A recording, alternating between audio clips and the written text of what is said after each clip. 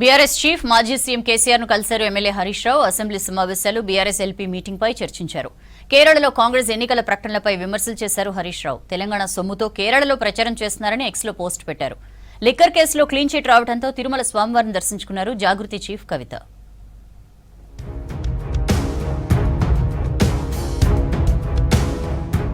Erravelli farm house లో మాజీ CM KCR ను మర్యాదపూర్వకంగా కలిశారు నాచారంగుట్ట శ్రీ లక్ష్మీ నరసింహస్వామి దేవస్థానం ప్రతినిధులు. ఈ నెల 8 నుంచి 19 వరకు జరగనున్న స్వామివారి బ్రహ్మోత్సవాలకు కేసీఆర్ ను ఆహ్వానించారు. కేసీఆర్ కు ఆహ్వాన పత్రిక, స్వామివారి ప్రసాదం అందజేశారు. ఆలయ అర్చకులు, పండితులు ఆశీర్వచనం చేశారు. అంతకుముందు కేసీఆర్ తో భేటీ అయ్యారు మాజీ మంత్రి హరీష్ రావు.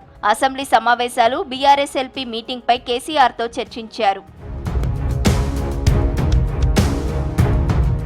తెలంగాణ సొమ్ముతో కేరళలో కాంగ్రెస్ ఎన్నికల ప్రచారం చేస్తోందని ఫైర్ అయ్యారు మాజీ మంత్రి, బీఆర్ఎస్ ఎమ్మెల్యే హరీష్ రావు.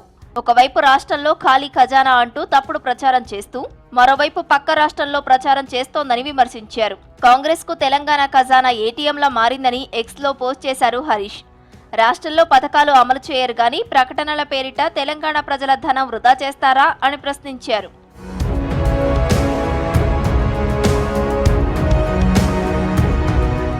తెలంగాణ రాష్ట్ర సాధనలో జర్నలిస్టులు కీలక పాత్ర పోషించారన్నారు కుకట్పల్లి ఎమ్మెల్యే మాధవరం కృష్ణారావు. రాత్రి పగలు తేడా లేకుండా ఉద్యమాన్ని ప్రజల్లోకి తీసుకెళ్లి రాష్ట్ర సాధనకు కృషి చేశారన్నారు.